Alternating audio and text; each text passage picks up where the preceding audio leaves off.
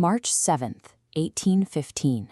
A narrow mountain pass in the French Alps near the village of Lefray. A lone, portly man wearing a gray greatcoat is walking slowly, deliberately, toward a line of heavily armed soldiers. Those soldiers belong to the 5th Regiment of the Royal French Army. Their muskets are raised, aimed squarely at his chest. From the side, a young royalist officer, Captain Randon, screams the order to fire. If a single soldier pulls the trigger in this split second, the man in the gray coat dies in the dirt, and the Napoleonic era is over. To understand why the most wanted man in Europe is willingly walking point-blank into a firing squad, we have to rewind and look at how an emperor became an exile. Just 1 year prior, Napoleon Bonaparte's empire collapsed under the weight of his own ambition. He had drained his military resources in a grinding, brutal guerrilla war in Spain, facing fierce resistance from local insurgents and armed monks. Defeated by a coalition of European powers, he was forced to abdicate and banished to Elba, a tiny, lightly guarded island in the Mediterranean.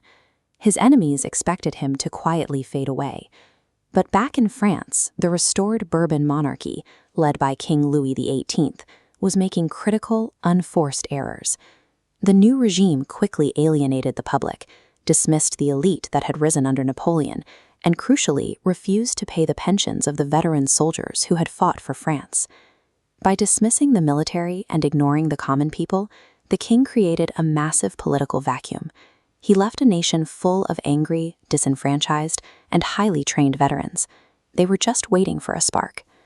Over on Elba, Napoleon realized the timing was perfect.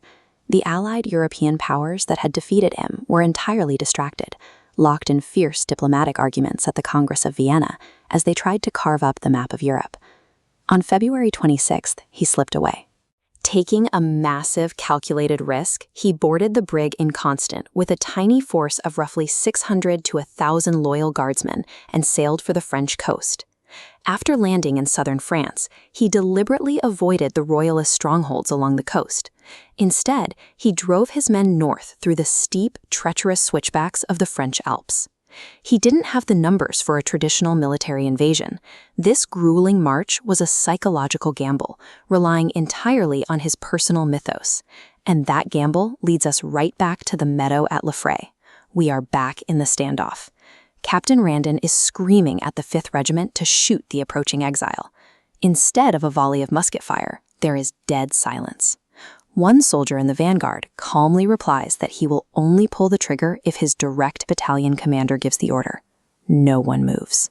Napoleon steps into point-blank range. He throws open his greatcoat, bearing his chest directly to the firing line, and tells them, "If there is among you a soldier who wants to kill his emperor, let him fire." The tension breaks instantly. The soldiers drop their weapons. They tear the white royalist badges off their uniforms and rush toward him, weeping and screaming, "Vive l'Empereur!" That single theatrical display of bravery sets off a chain reaction across the country. The monarchy keeps sending battalions south to intercept him, and every single one defects, swelling his ranks as he marches north. By the time this rolling avalanche of soldiers reaches the gates of Paris, it is completely unstoppable. Through sheer charisma and an understanding of his veterans' loyalty, Napoleon used one crucial defection to shatter the Bourbon regime without firing a single shot.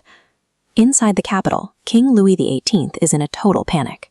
Realizing he has no military left to defend him, he issues a desperate proclamation on March 19th, stating, "We shudder at the calamities. We retire." That very night, the king packs his bags and flees into exile in Belgium under the cover of darkness. The next day, March 20th, Napoleon enters Paris.